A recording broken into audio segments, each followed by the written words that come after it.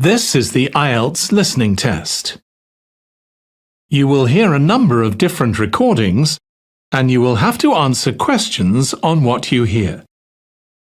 There will be time for you to read the instructions and questions, and you will have a chance to check your work. All the recordings will be played once only. The test is in 4 parts. At the end of the test, you will be given 10 minutes to transfer your answers to the answer sheet. Now turn to Part 1. Part 1. You'll hear an interview conversation between a banker and a customer. First, you have some time to look at questions 1 to 7.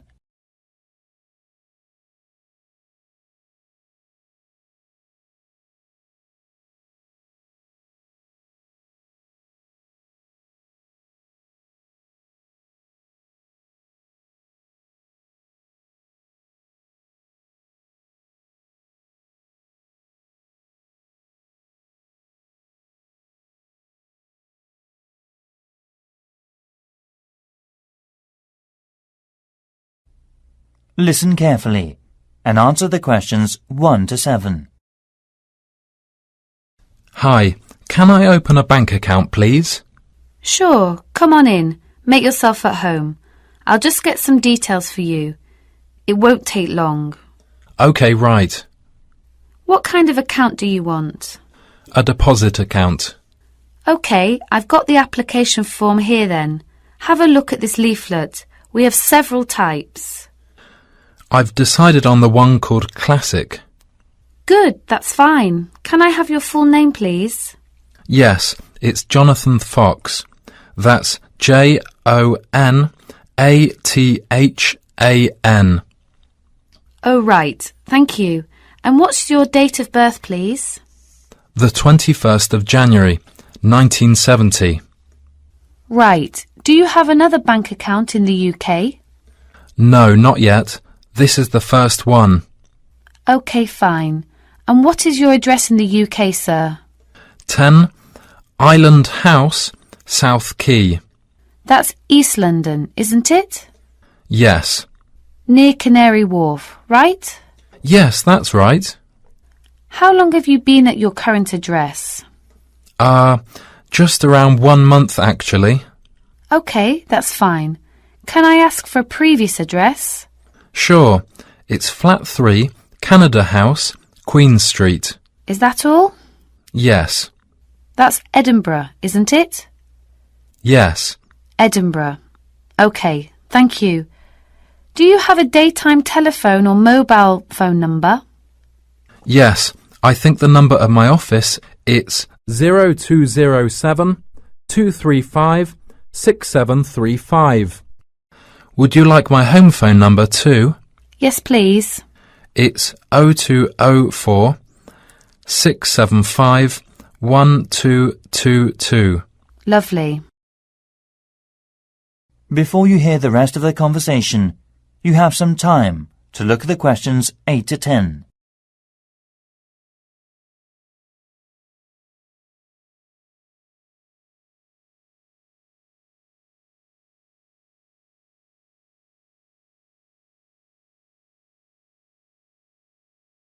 Now listen and answer questions 8 to 10. Right. What do you do for a living in the UK, sir? I am working at an English language school in central London as a tutor. It's my main job. OK. Now we usually ask for a piece of information for checking your identity, for security reasons, if you phone us. Sure. What name is your mother's first name? Because it's less likely to be known. OK, it's Monica. Thank you. Yes, Monica. It's Russian. OK, good. And how much would you like to open your account with? I've only brought £1,000. OK, fine. How often would you like to receive bank statements? I won't be needing bank statements. What about an online banking service? OK, just a moment, please. Can I check in the box on the screen? Sure. I was also wondering about a mortgage service. Sure. Can you just wait a moment? I'll introduce you to a mortgage marketing manager. Thank you.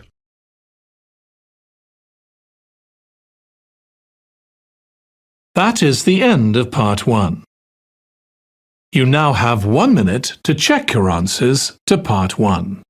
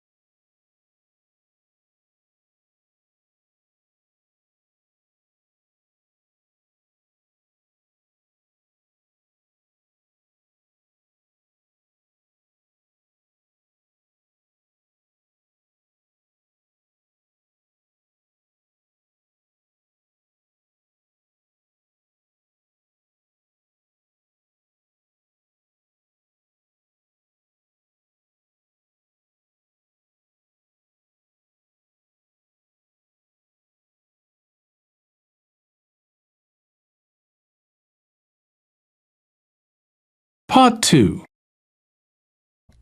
You'll hear a tourism program, The Elizabeth House. First, you have some time to look at questions 11 to 14.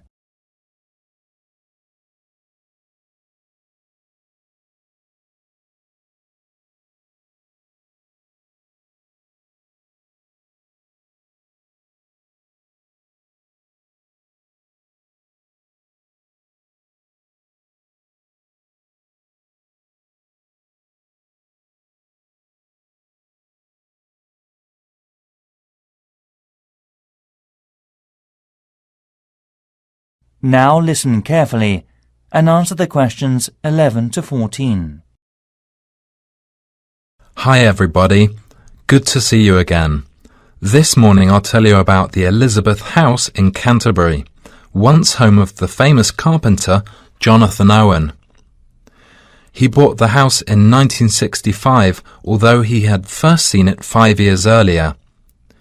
Actually, he was interested in the house as a traditional flat in England, and he paid £5,000 for it without a second thought, because of it having standard and regulation building methods during the Middle Ages in the UK. At that time, he had worked at the University of Canterbury as a head carpenter who managed with a small building company. His professional success was abundant, but his family life wasn't so successful. His parents had suffered from diabetes and mental disease, and his brother Dan was ill with pneumonia.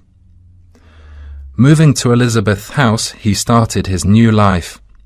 Jonathan considered the home a pure example of traditional East England country house and did some of his successful building structure work here.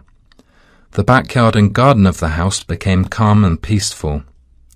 The materials used to make the wall, chimney and roof were collected from the local area. Most of all, oak trees were in the front of the main gate. Before you hear the rest of the program, you have some time to look at the questions 15 to 20.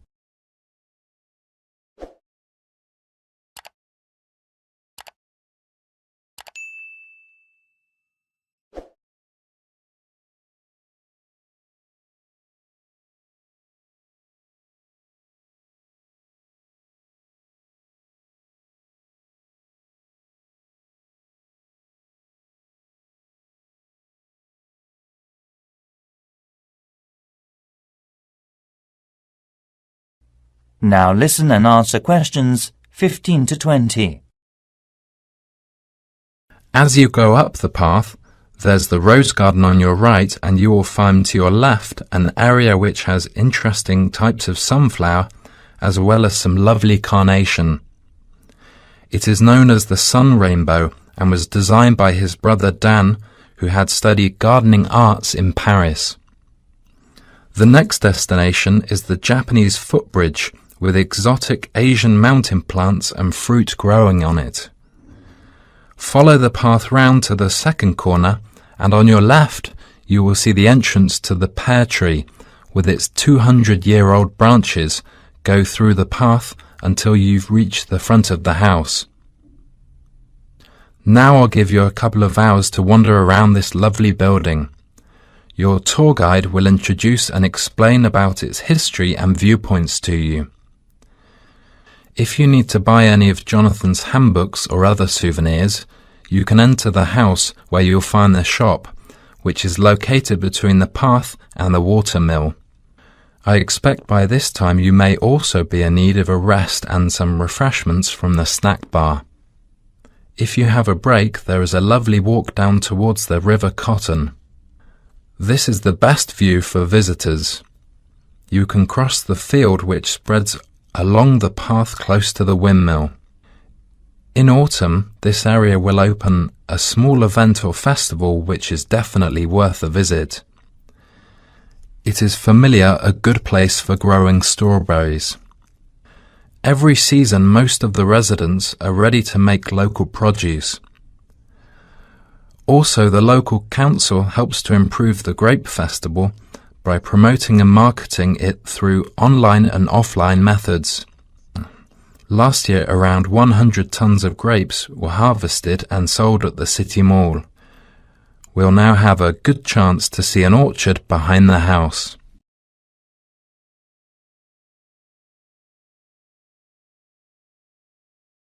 That is the end of part 2.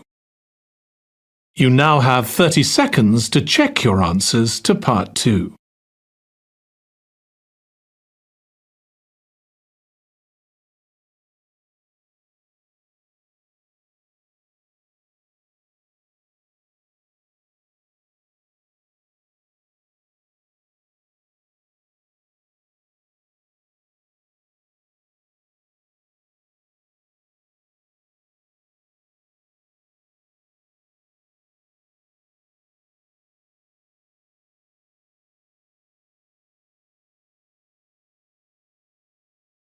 Part 3.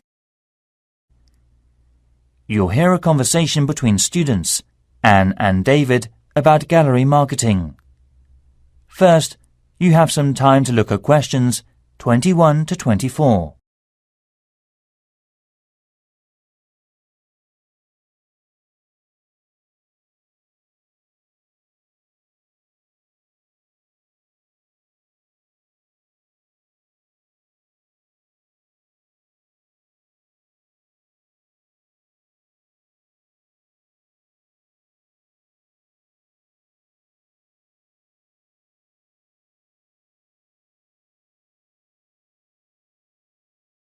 Now listen carefully and answer the questions 21 to 24.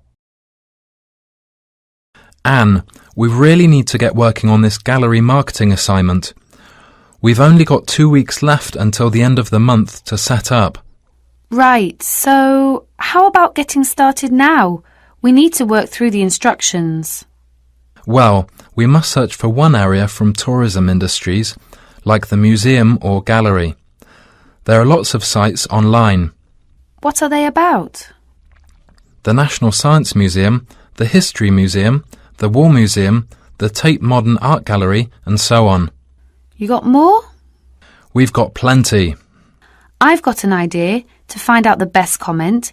Coming this Friday, we'll get more information at the London Museum because it shows all the visitors' guidebooks of museums or galleries in the UK. It also runs a small workshop about non-profit tourism industries marketing. Great.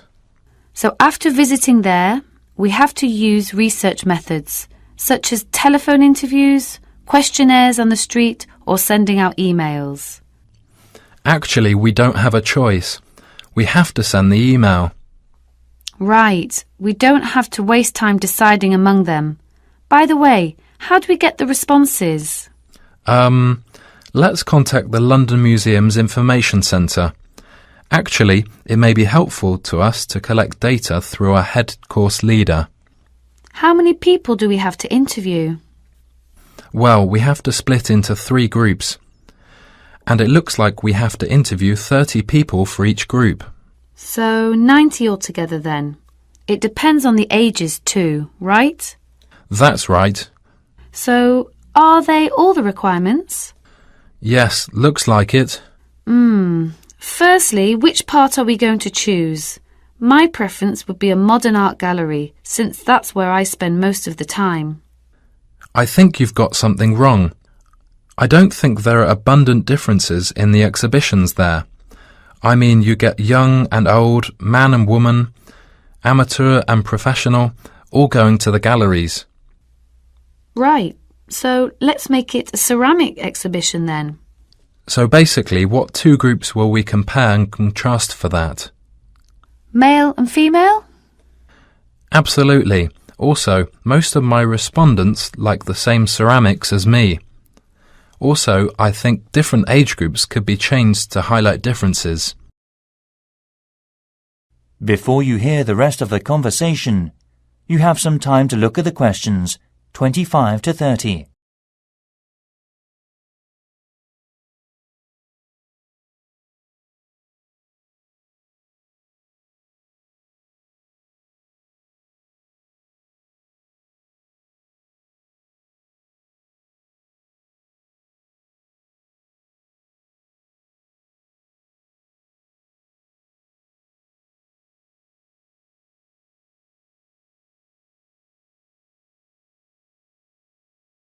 Now listen and answer questions 25 to 30. I think you're right. I'll take some comment. The age groups are teenagers, 20s, 30s, 40s and over. What do you think about this? Great. That will give us more detail. So how about the kind of ceramic they like? Let's give them some options and then we can just tick boxes. OK, let's have Asian, European, African. What else? Something special? Well, we should include the Incas in Peru. Some people like this style, you know. OK. And then we should know about their understanding of ceramics. They can learn about that thanks to a gallery curator who can inform them about the patterns and markings through picture and local clay. I'm curious about how they were made. I mean a process with painting and things embedded on the surface. At that time, the equipment and materials were not good, compared with the present day. I agree. We should also include an earthen vessel, of course. Right. The next step could be about where they were actually from. They were made from local clay, weren't they? Things such as mountain, lake, basement and so forth. I think so. One more thing is the colour on the bottle. How did the ancients get the tone? On the internet, it said they got it through dried plants. They were working again to make a tone, drying and sorting. OK, I see. To get more hard tone, they included other strong herbs or something. At that time, the colours were used by the rich with property. Great. You've got plenty of data, David. No, it's just beginning. We have to look for something special with more details and history for the presentation next week. That is the end of part 3. You now have 30 seconds to check your answers to part 3.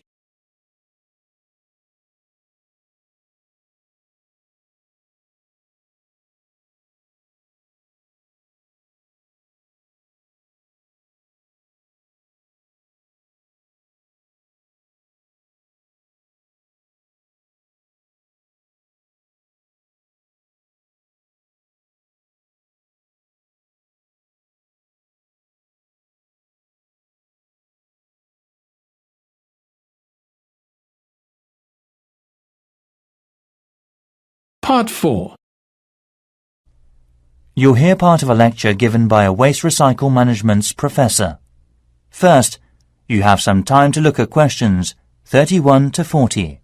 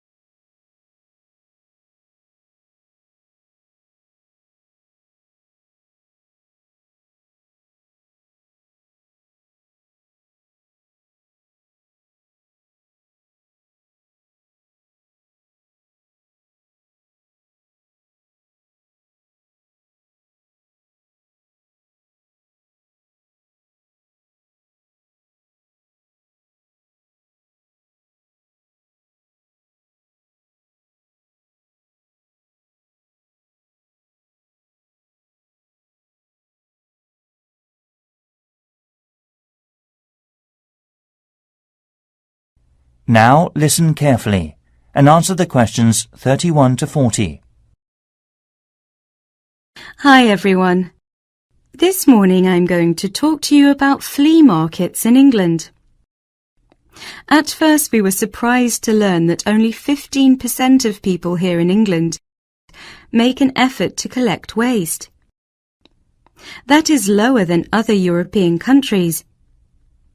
Also, it might be falling within a couple of years' time unless the government makes a severe regulation for industries and local residences. The UK government's target means that by 2012 we must decrease our waste emissions by 45% compared with 2000. Local councils can offer support to meet that target by taking part in the National Green Campaign and investing in local flea markets.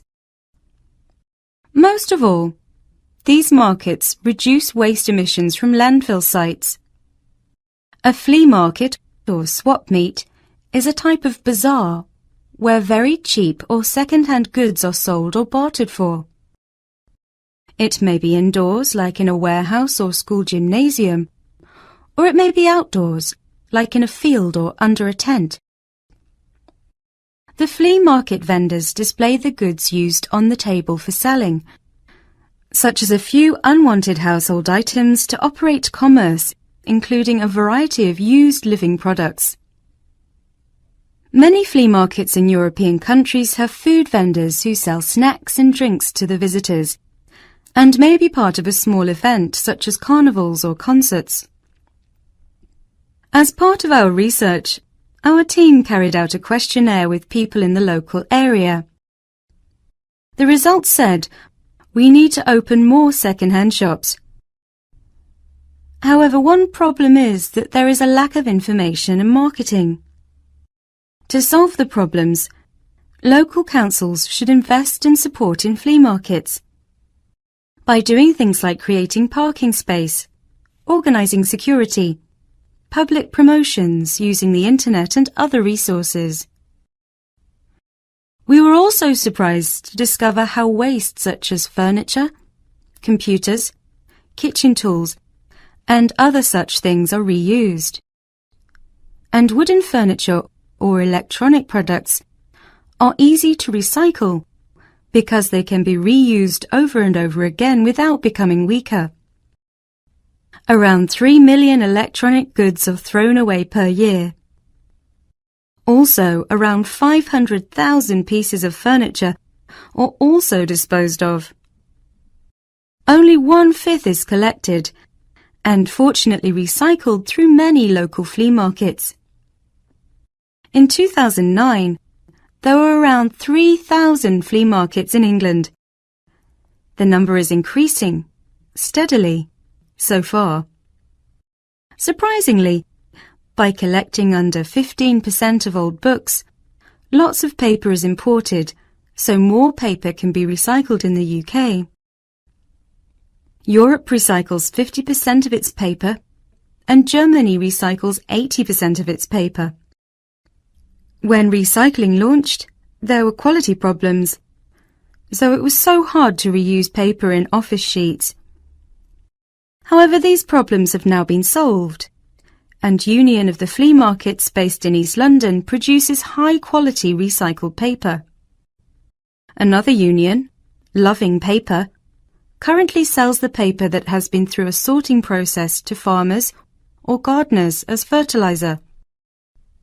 So, to sum up, there seems to be a number of activities that enable people to reuse waste, but the substantial problem is encouraging people to think twice about taking their waste to a flea market instead of throwing it away. I think the recycling program will make us save materials and protect the environment in future. And next, I'll show the plan for promoting it.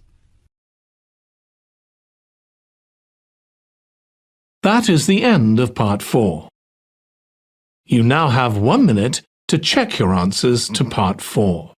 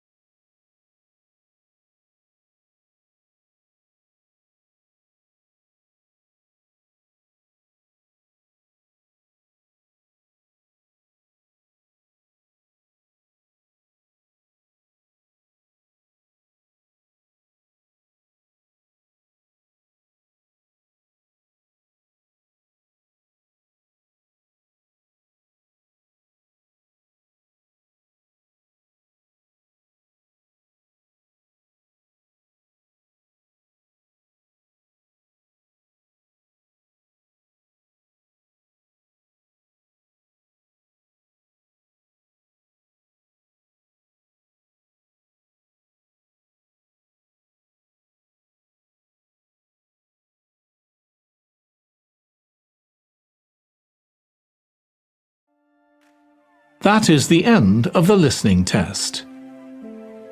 In the IELTS test, you would now have 10 minutes to transfer your answers to the answer sheet.